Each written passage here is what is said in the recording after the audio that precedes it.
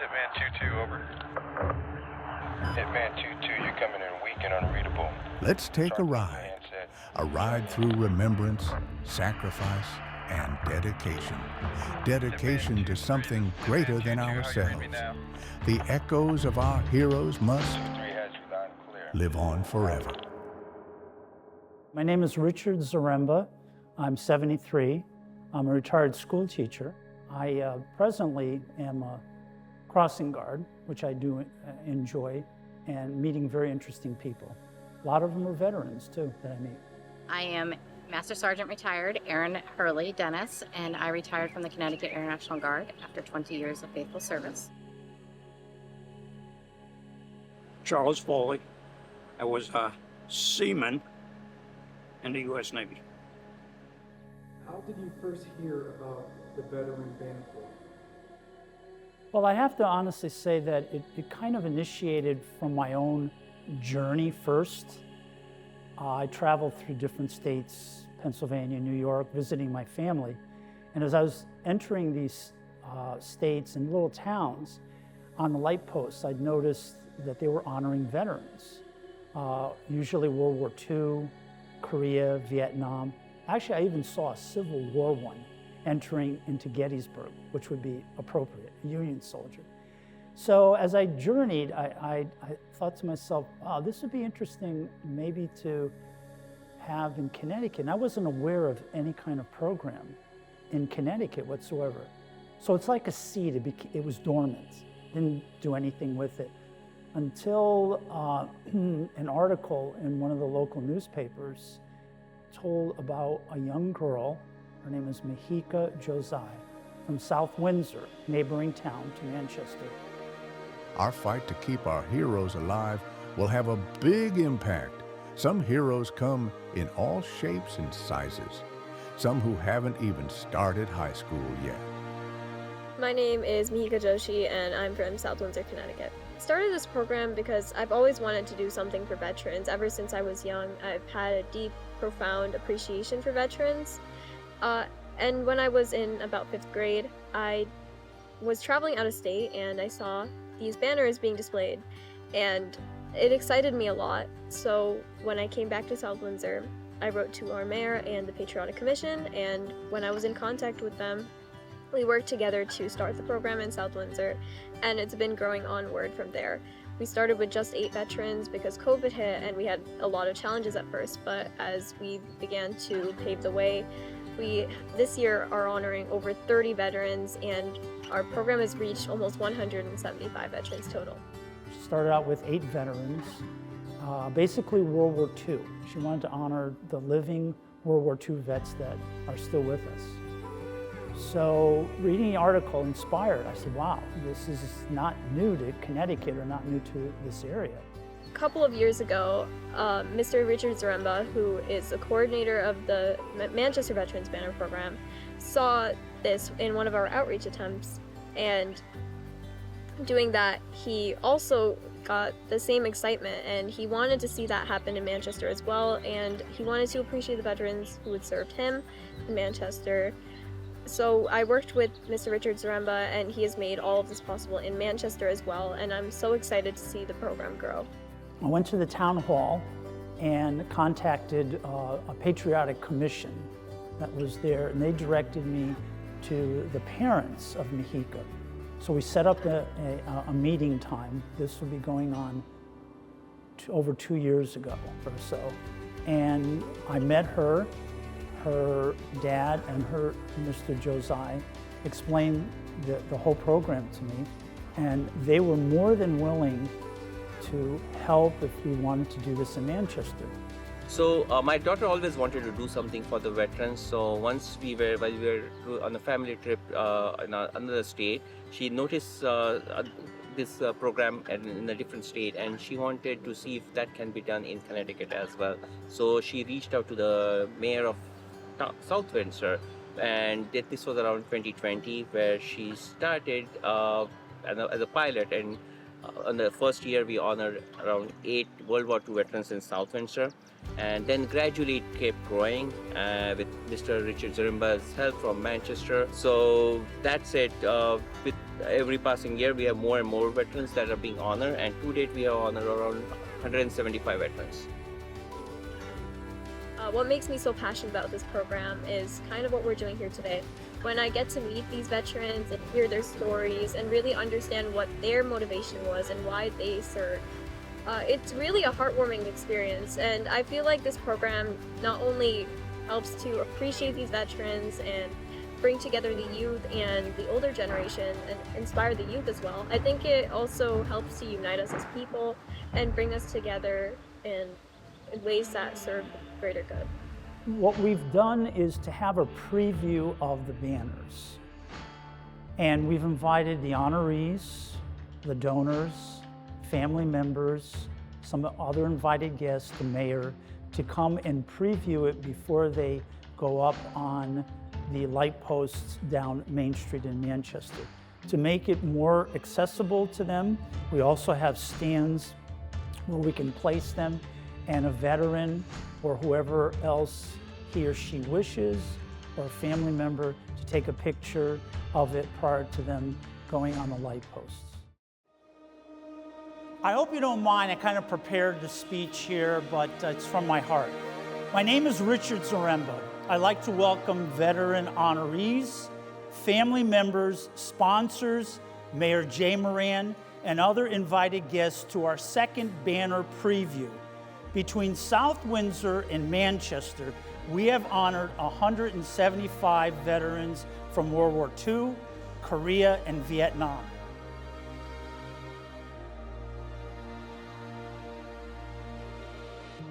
The concept of this banner program came from a road trip 3 years ago through various states, observing how these towns honored local heroes. Little did I know that our neighboring town of South Windsor and the patriotic vision of a 10-year-old girl, Mahika Josiah, that it started locally. I met with both Mr. Josiah and Mahika, and the seed was planted to start this tribute in Manchester during Manchester's bicentennial 200th year, which was in 2023.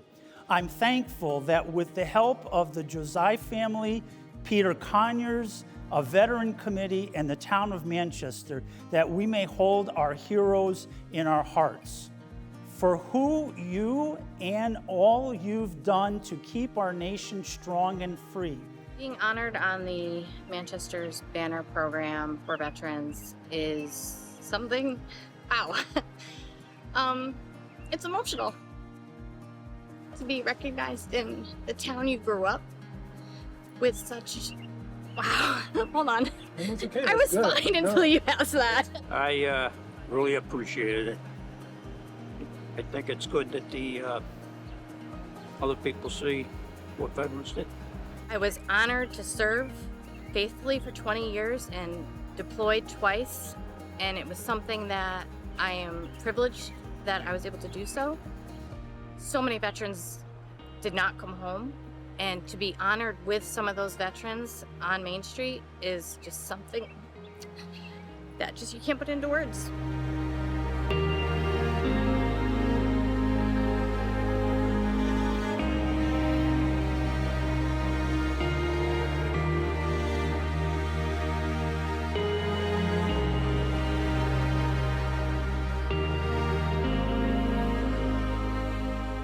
This is a quote that I'm going to read now from Mahika. The Veteran Banner Program stands as a beacon of honor and respect, a testament of valor and courage of our veterans. I initiated this program as a sixth grader honoring 8 World War II heroes in 2020. This initiative, driven by our collective gratitude, has flourished with a steadfast support. I'm currently engaged in a collaboration with the Library of Congress to safeguard and document the narratives of our community's veterans. This initiative aims to ensure that the veterans are accessible to future generations.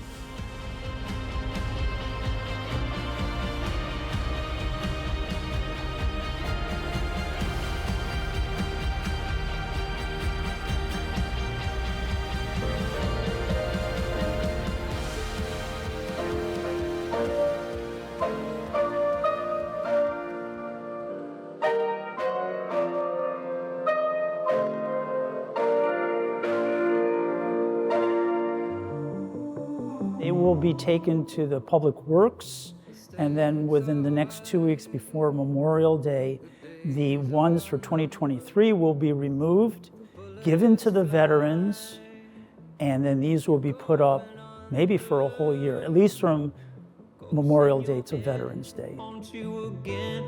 Every day you're losing hope, feels like the end, and you've got no place left to go. I'll be your hero.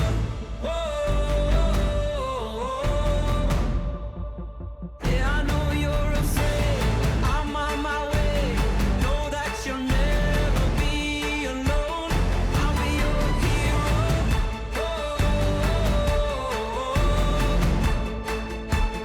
I'll be your hero.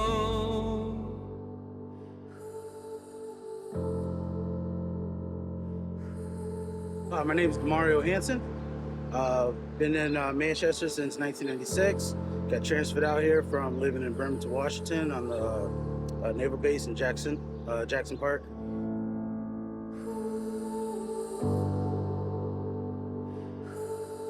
Today, we are putting up the banners commemorating our fallen soldiers and our still alive brothers and sisters in the military, just honoring them for their service and everything they've done for us today.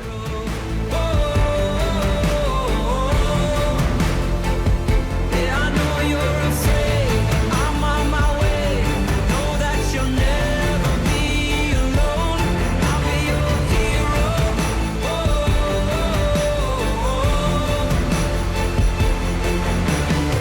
My father's name is Jesse Howard Hansen, first class petty officer of the United States Navy. He went full career with it, and it's very humbling to not only be his son, but to be the one to honor him so that everybody in town can recognize him and recognize every other brother and sister in the United States military. It means a lot. It's everything, it's the least I can do for everything that they've done for us.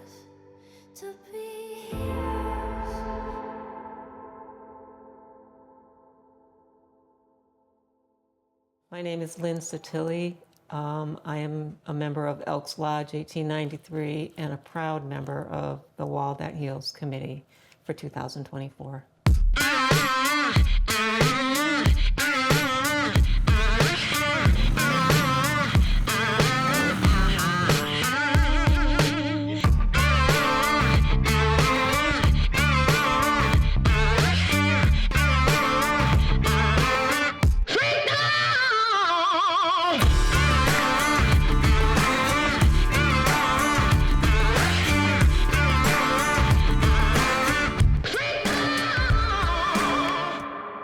I was inspired to bring the wall here back in 2015 because my husband was a Marine. He enlisted and had all intentions of going over to Vietnam, but never got sent. But he also has never seen the wall. It was all emotional. I mean, you can't help but be emotional because of the subject matter. And when you talk to veterans, Vietnam veterans or their families, you know, they all have a story to tell.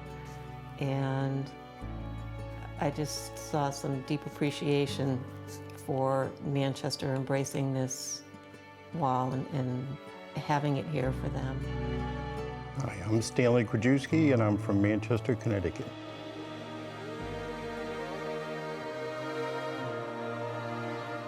My brother was Donnie Krajewski, and he was in the Army. Well, my brother was into cars, and I was into cars also, but I was only 13 when he died, so he used to write me from Vietnam and tell me how to take his car apart because he blew it up when he came home from boot camp. And I was working on his car when he got killed. Well, I think it was tough on everybody. There was Most of the people on the wall in town here, I know, and you know that they hung out together, you know. Yeah, we've never been down to the real wall, but the traveling wall, the last time it came, I was in the hospital, and Leanne pushed for me to get out of there, and a buddy of ours that was in the military, he said that he would come and bring me in a wheelchair to the traveling wall, so that's what they did. So I knew there were traveling walls, and I explored it a little bit and did some reach out and found out that there was a big desire to bring the wall here to Manchester. So with the aid of the Elks and other veterans organizations, we put together a small committee. We didn't have any big affiliation. We were just a ragtag group of committee members, and we were able to get the wall here.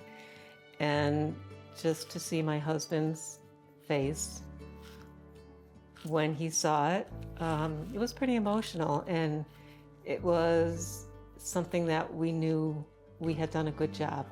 There was a big need for this, and I think veterans really greatly appreciate it. Jerry Gallo, and I'm the Lodge, Manchester Elks Lodge Veterans Committee Chairman.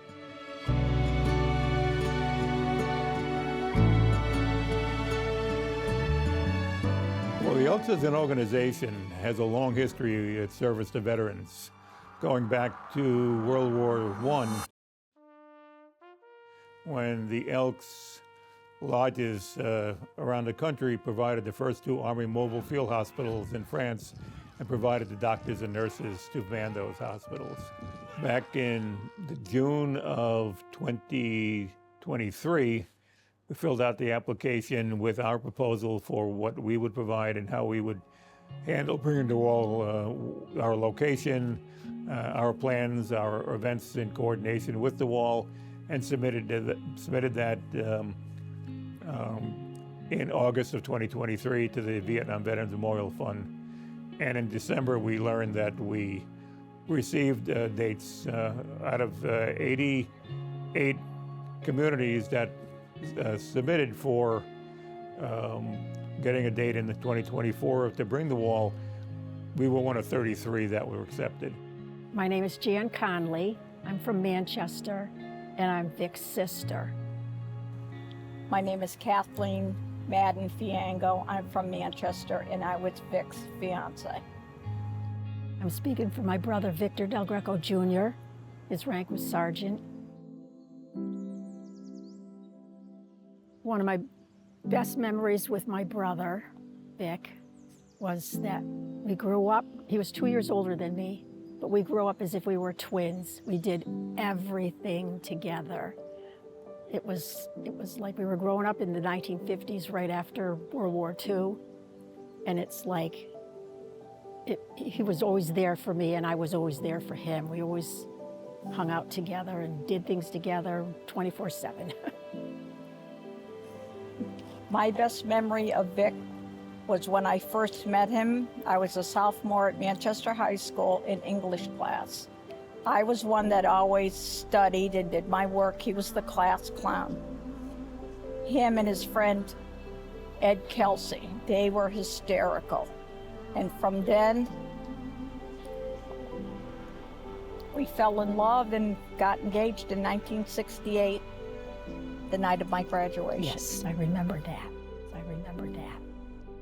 So we have 2 display cases now up in Town Hall. The first one is from the first wall, and we had a veteran who painstakingly collected every flower, every card, everything from that first wall, and he is now deceased, and we couldn't love him more and be more grateful for the care that he took in saving all of the materials that were left behind. So this year there was not as much left behind, but enough so that we could fill another smaller display case. And we are now inviting people to really take the effort to go upstairs to look at this and, just remember that these were Manchester kids. They were ripped from their homes, in the words of one of our Gold Star family sisters. They will never be forgotten. You know, in Manchester, they are our war heroes. And we do have another permanent monument with all the 14 names on it. So we're happy that Manchester is embracing this as well and giving us the space to promote it and show people, you know, what the wall is about. My brother played guitar from a young teen. Actually, when we moved into Grandview Street, when we met you, and you always could tell when he was playing it because his foot would be bouncing on the floor and hear him playing the tunes and everything. We went over to see him playing over at Illing one time and other schools he played at. I have his guitar. It's still in my cellar. But my son plays guitar, but he couldn't play my brother's guitar because it's a different type of guitar. But I still have its blue, pale blue, like my pants. Remember? Oh yes, I remember him playing the guitar. I went to their house one time and I heard this song, Little Girl by the Syndicate of Sound, and he's in the bathroom, strumming away. Keeping beat. Keeping beat. We learned a lot from most of the families when we brought it in 2015 because we had a pop-up museum of memorabilia and they all contributed something and they would come to my office and bring whatever they wanted to have at the museum. And we would talk and I built some good relationships with the family members. So 9 years later when we were bringing it again, we did not do the museum, but we just had some meaningful conversations about what it meant to them to have the wall be here. My name is Jim Curtin, and right now I live in Bolton, Connecticut. And then I grew up in Manchester. Speaking for my brother, Jack Curtin, he was a private in the Army. Well, he was a lot older than I was. He was 9 years older than me. He was kind of a quiet guy. When he talked, you listened. And I don't really think of him as a soldier. I never think of him as a soldier. Just that period of time when he was in the Army. But mainly I just think of him as my brother. Bill Johnson was in the Marine Corps. I was an E5 before I got out. So I was a platoon sergeant when I was in Vietnam. It's kind of a heritage in my family. 3 brothers were all in the Marine Corps. My uncles were in the Marine Corps. Yeah, my older brother was probably in Vietnam, or just about to go to Vietnam when I went in the Marine Corps. I knew a lot of them casually, but the ones that I knew fairly well were Jim Mott and Don Krajewski. I was friends with Don's brother, his older brother, so I'd be at their house on occasion, and I knew Donnie pretty well. Hello, my name's Emily Miller.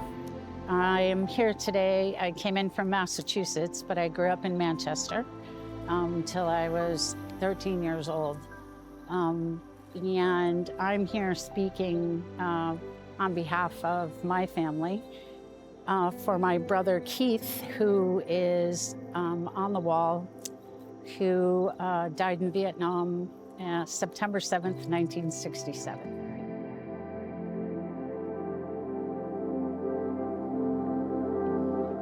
My brother Keith was,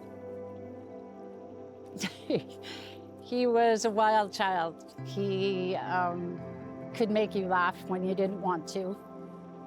He could be the big brother who just teased you relentlessly, but he could be the kindest, most greatest big brother. He would do things like take all of us in the neighborhood, pile them in my mother's station wagon and take us to Friendly's for ice cream, only because he wanted to know more about the girl behind the counter. So that was his reasoning, but he gave us all a treat. Well, we were in the house just watching TV, and usually nobody ever used our front door. You know, everybody came to the back door, and somebody knocked on the front door. So I can't remember exactly who went there, but we went there, and they had 2 servicemen and a priest, and they came in, and they talked and said that he was missing in action. So. My brother and I were so close that I feel like we were soulmates. I was having a driving lesson from my father. He was teaching me how to drive. I was on the Manchester Road in Glastonbury. We were coming down the street, and all of a sudden, I felt like something just got pulled away from my heart. And the next day, we found out, almost at that exact moment when I felt that he had passed away. Yeah. I was at work, my father picked me up. He didn't tell me till we pulled into the driveway. And he told me, and it's like, okay, now I know. Now I know why I felt like that, because we were so close that we could practically tell what each other was thinking before they even said it into words. That's how close we were. Same thing for me. I remember I was on the telephone. I worked at the telephone company, and it was exactly 2 o'clock, I remember. And I was talking, and all of a sudden I got this like a jolt. Well, I didn't think anything of it, and at 8 o'clock that night, Jan's mother called me, and she says to me, "Are you alone?" And I said, "No." And then she told me that Vic had been killed. Yeah, I remember when we were told that he died. It was, I was a freshman in high school, and I had a Harvard Current paper route, and I had just come home, and there was my mother was at the kitchen table. She was getting ready to go to work, and there's a knock on the door, and she saw the Army vehicle in the front yard, and she knew. A sad moment was when I worked at Regal's men's shop. Donnie's mother came into the store one day, pretty frazzled. She knew I had just gotten back from Vietnam, and she asked about this letter that she had received, which was Donnie was missing in action. So I tried to reassure her, saying, well, there's a good chance that he could be lost, or there could be an error on the paperwork somehow or another. But then a couple of weeks later, I think it was, they switched him over to killed in action. So that was pretty close to home. There's another letter that touched us all deeply that he wrote to my brother Kip, who was by then a helicopter pilot. And the letter that he wrote to him was, in truth, what it was really like, how grateful he was for the people that flew into hell to get people out, how terrifying it was, and that you can tell when you read the letter, he knew he wasn't coming back. He knew that he wasn't going to come home. So the difference between the two letters, one being so poetic and loving, and the other telling his brother the truth and saying how grateful he was for his existence, was really hard, really, really hard to read. I didn't read it until I was asked to do this, be here today. I didn't read that letter until then. So it was really tough to hear. Yeah. This is the gentleman that was with him when he was killed. This is my brother. My mom getting the Gold Star Mother Award.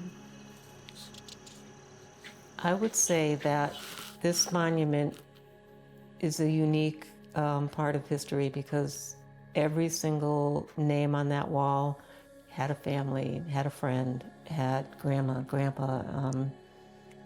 They will never be forgotten as long as you can walk that wall and see all 58,000 plus names on it. They will be memorialized on that piece of granite.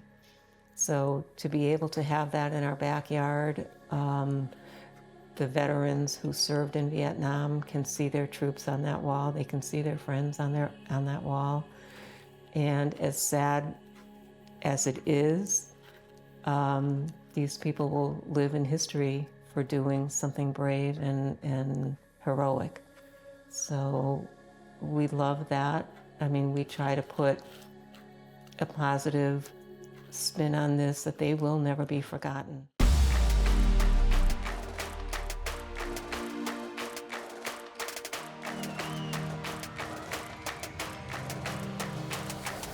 Left, right, left, and step by step we'll move until the dawn. Yeah, we keep marching on. We're gonna keep on. We keep marching on. Take steps to keep moving forward. Gotta push and blow the doors open. The future's ours, we see it, we know it. You can't stop the revolution, it's growing. Yeah, ahead, never back, the movement's here. We're staking our claim, the picture's clear. This is our anthem, this is our song. March on, left, right, left, and step by step we'll move until the dawn. We'll keep marching on. My name is Tim Tates, Timtetz, and I'm the site manager with The Wall That Heals.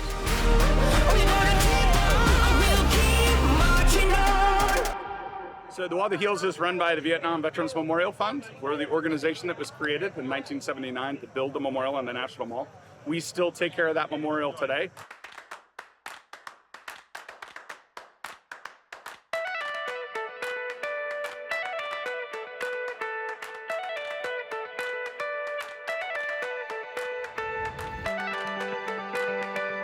So the wall was the first ever national memorial to everyone who served in a wartime period, put on the National Mall.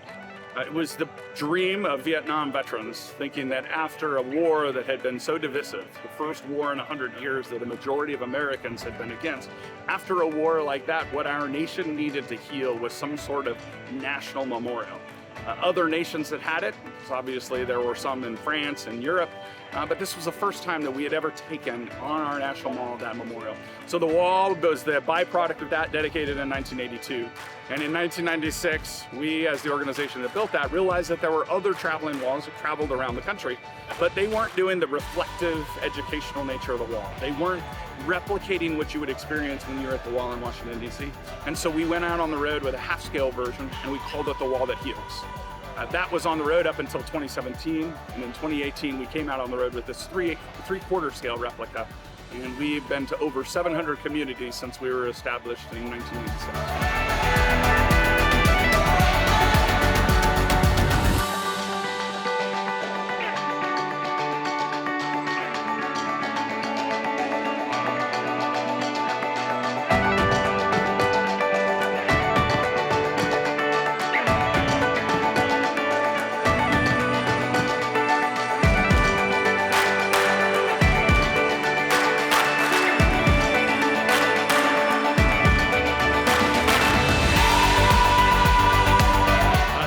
Because I've been working for veterans for more than the last 20 years. As a veteran myself, obviously there's that comradeship in service.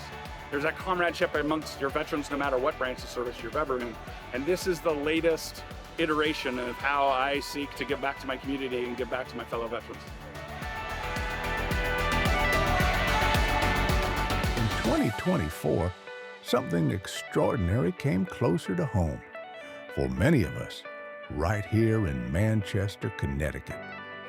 From September 19th through 22nd, Charter Oak Park became the site of The Wall That Heals. We're carrying these panels Obviously, one, we don't want to damage them or make them in any way, but I want you to consider that this is as if you were carrying the casket of a best friend or a relative. We do that with the utmost of respect and as careful as we can be. Captain America, everyone's wondering. Those of you who are not part of our construction crew, you're going to be going in the crew door on that side and coming through with the panel and walking out and going to the wall. Half-staff flag on the starting line to wave you on. No matter how small the panel is, the panel always has two people carrying it with both of your hands. When they get to be bigger panels, the big from 20 on in, 20 to 1, there's going to be 3 people with 3 sets of hands, 6 hands in total. Baby, we've been working hard from 9 to 5. And we're making love in America. Can you feel the sun from where you stay? At least I'll have some friends in hell. These guys give their life for it, you know, and the other military members work so hard to make it free for us.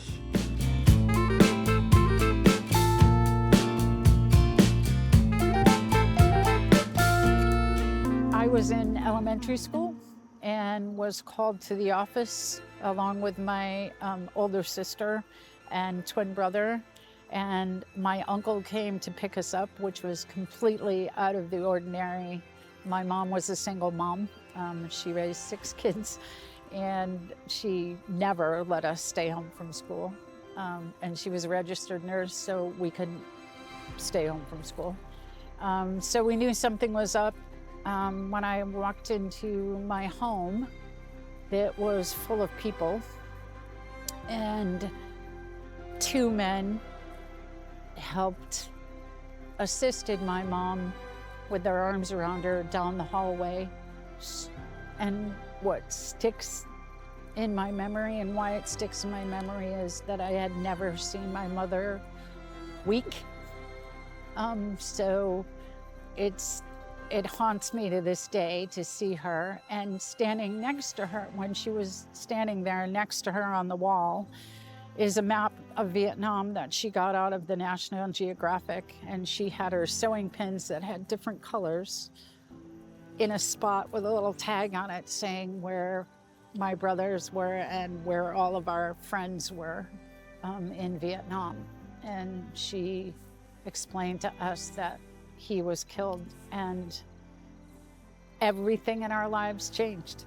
There were 3 sisters, and one of them did not come to any of the ceremonies, but when I was working at the volunteer tent, she came over and she was still crying. She just couldn't, she couldn't handle that her brother's name is on there. And I just said to her,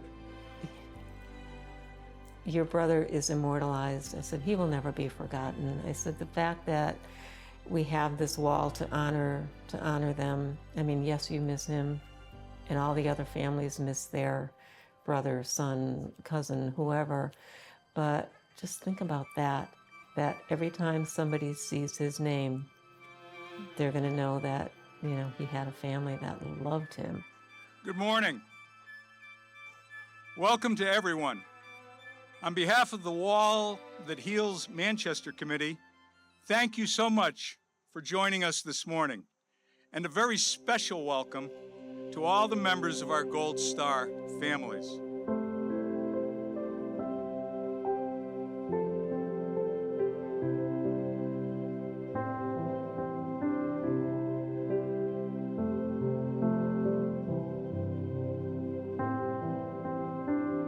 So 9 years ago, we welcomed this great replica of the Vietnam Memorial Wall here in Manchester, up the street at Centers Park. And our goal was to, as many people across this country, as a community of Manchester, to officially welcome home our veterans of the Vietnam War.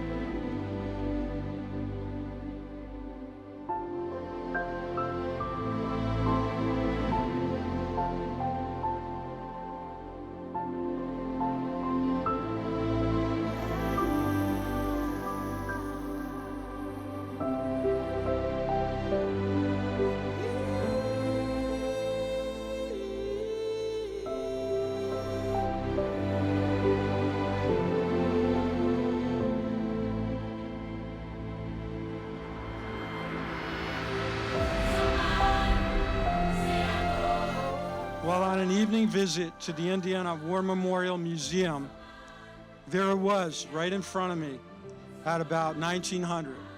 The heartbreaking statistics from the Vietnam War. And you heard some of the numbers, but today we're going to remember, honor, and respect those 58,281 killed in action, 1,500 unaccounted for, 75,000 severely wounded, and sadly it's reported that 61% of those killed in action were under the age of 21. 30% of those killed were drafted. In just a moment, maybe 2 moments, you're going to hear the sound of freedom, and you're going to see a very large aircraft. Here it comes, a C-130 Hercules aircraft from the 103rd Airlift Wing.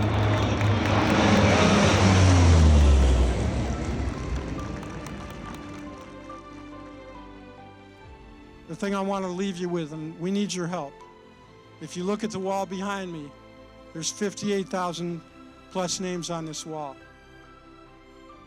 Since everybody started tracking the numbers of suicide, death by suicide, since the global war on terrorism started after 9/11, it's being reported that there's over 120,000 veteran and service member suicides have happened in our country.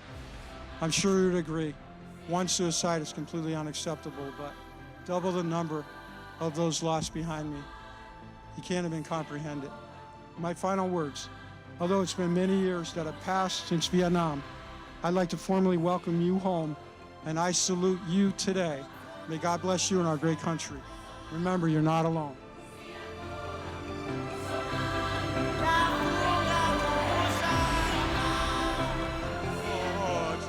My heart to feel and feel my grace relieved.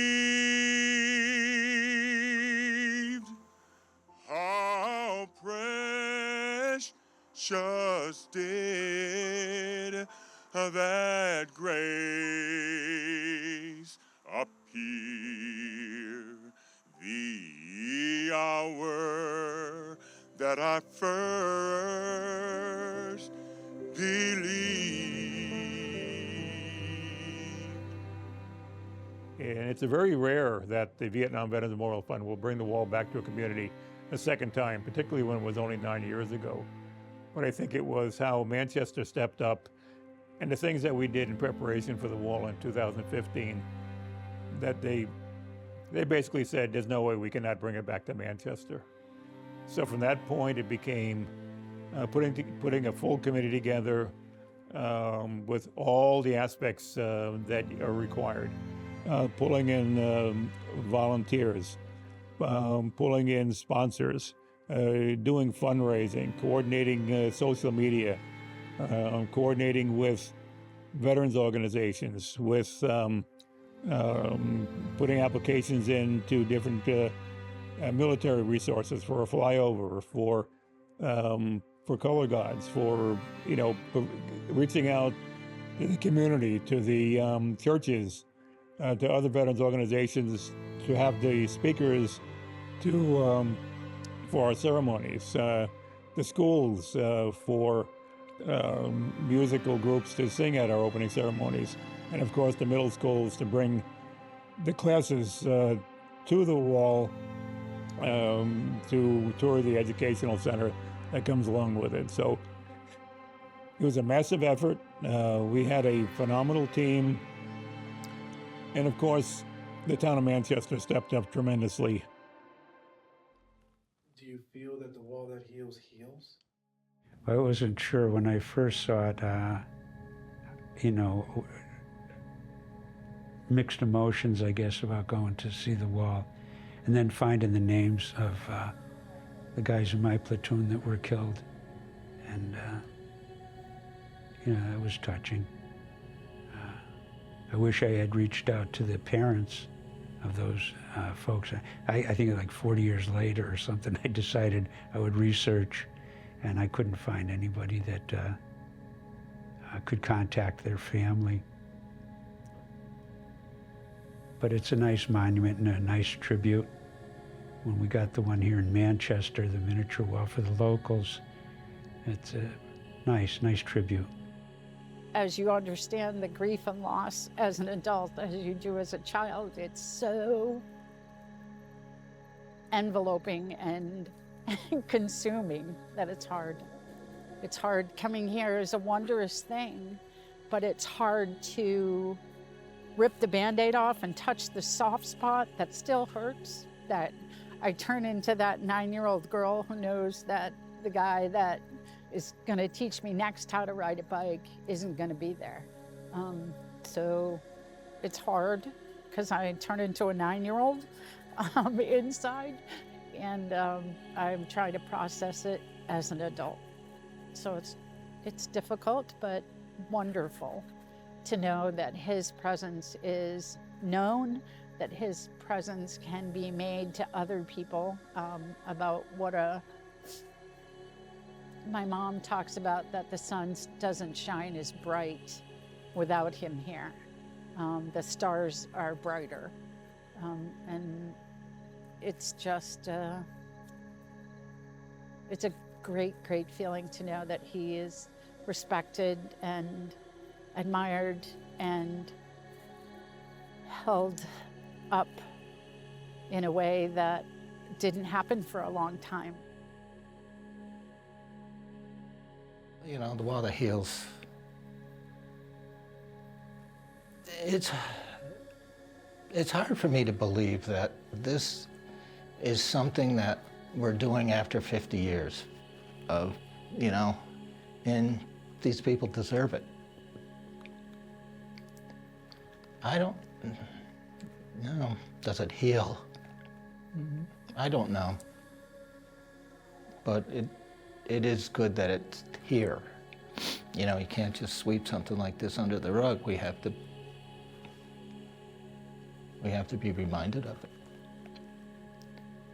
And I'm kind of surprised that a lot of people are so attached to it.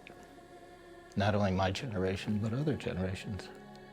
I felt like it brought healing to me and to everybody that was down there, because it's like we were all together. We weren't, you know, keeping away from each other. We were easy to talk to and tell them about my brother, and they could tell us about their family and stuff. It was healing, yes, it was healing. Do you feel the wall was healing in a sense? Absolutely. It was just like a deep breath. Absolutely. Well, I think it's a great thing by them bringing it here. I think it's brings a lot of people back, and they get to see, you know, what's going on with the wall. I think it's excellent, really. And we have a granddaughter now and my sons, and so they'll be coming with us. And I think it's a great heritage to give them, to let them know. His dad was a veteran, both his brothers, my son, my dad, and I want that tradition or that family thought to continue. I think that no war should be forgotten. I think that there should be a monument to every soldier who lost his or her life in a war, because that is our history, and eventually the goal is to not have any wars. But Vietnam was a big issue back in the 60s. It was not a popular war, and the veterans that served did their duty, and they came back to less than honorable conditions. And anything we can do to kind of make up for that, to welcome them home properly, I think that that is the purpose of bringing the wall to any community. And I think Vietnam veterans are very grateful for that. That's a lot of souls that were lost in that war. So this is just a way to keep their memories alive. During the course of the event, the Vietnam Veteran Memorial Fund estimated that we had over 10,000 visitors and 1,400 middle school children that went through the educational tours. And I think that was one of the things that they were just overwhelmingly pleased that they had the opportunity to tell the story of the Vietnam era to another generation. And I think was probably one of the most important aspects, the education about the Vietnam era. At 375 feet long and 7.5 feet tall, it carried over 58,000 names and a profound sense of healing and remembrance to our community. It wasn't just the size or the names, though. That alone speaks volumes. It was the arrival.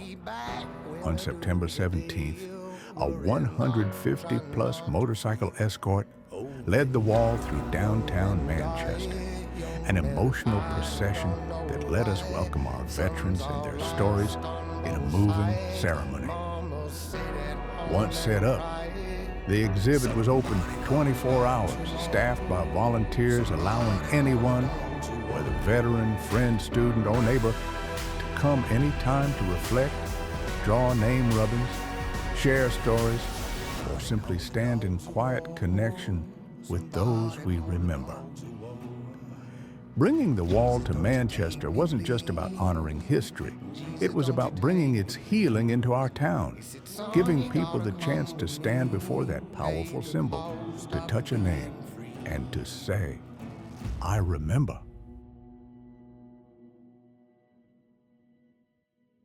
If you had an opportunity to tell Donnie something, what would you tell? I'm proud of him, for one thing. I'm not sure if he was enlisted or if he was drafted. I don't recall. But proud of him for going to do his part, you know. It's tough. Well, he knows I miss him. For years, he might have passed away, but for years, he was still in touch with me. He would come into the room. I could see him. He always wore the same shirt he did when he was a teenager. And it was like, it was crazy. We were always, even after his death, we were together for a good, I would say a good 15, 20 years. I could still see him and talk to him, and he could talk to me. And what would I tell him though now? That I can't wait till I get home to see him. See, right? Yeah. Exactly. Me too. We'll see him again.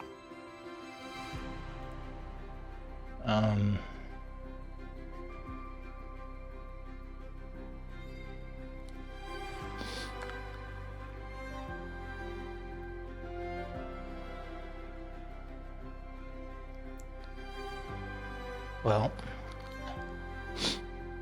I'll tell him that I miss him.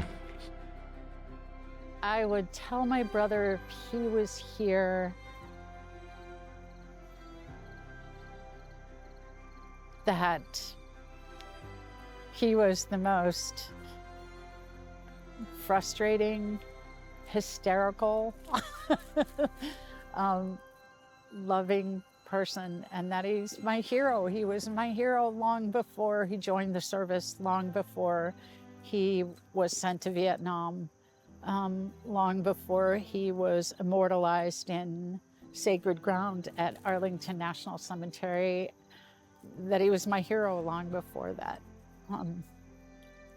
And that I hope that he can laugh as easily now as he did then, and how great a place it is now for veterans of the Vietnam War, that it's getting better every year, every moment, every event like this brings people into a world that has been shuttered for so long, and is long overdue to be recognized as heroic and strength and a positive thing. So Manchester has just been an excellent community to live, and I grew up here, and it just makes me really proud that they are a veteran-centered community and do a lot for the veterans here. So I just want to thank them also for their extreme participation in this event. They were very honored, you know, to be a part of it twice, which is pretty rare because the wall does not often come to a community more than once. And the fact that we did it and did it so beautifully, you know, the town was a major part of that as well. So we thank them for all they do for veterans here. For Gold Star families, the loss never fades. The empty seat, the voice they'll never hear again, the weight of a name they carry every day. When the wall that heals arrives, it offers something rare, recognition and a space to remember. Here, their hero's name stands in the light, honored alongside thousands of others. The wall can't erase the pain, but it reminds them and all of us, your hero is remembered, your hero is honored, and their name will never fade. Welcome home to our hometown heroes. I'll be your hero.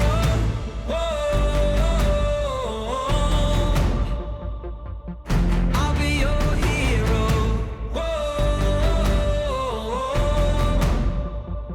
Yeah, I know you're afraid. I'm on my way. Know that you'll never be alone. I'll be your hero.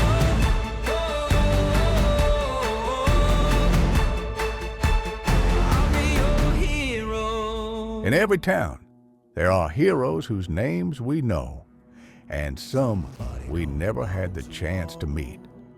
In Manchester, the wall that heals brought them home, if only for a moment.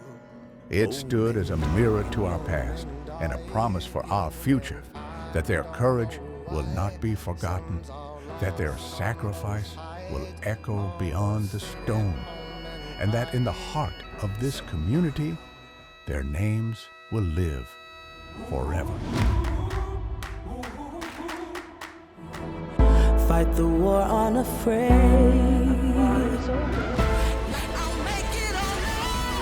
The world is mine.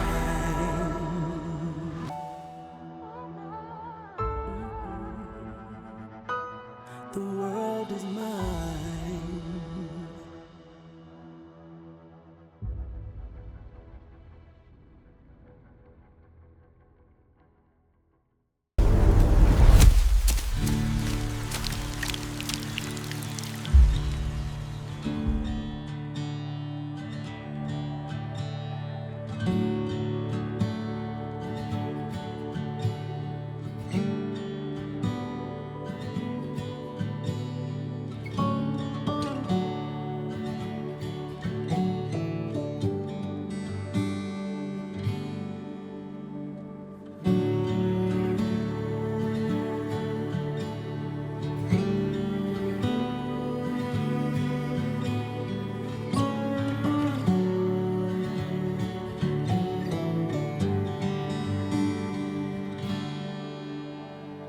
Bright lights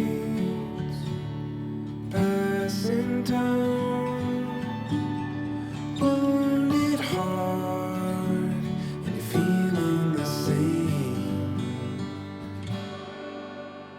The distance between us won't get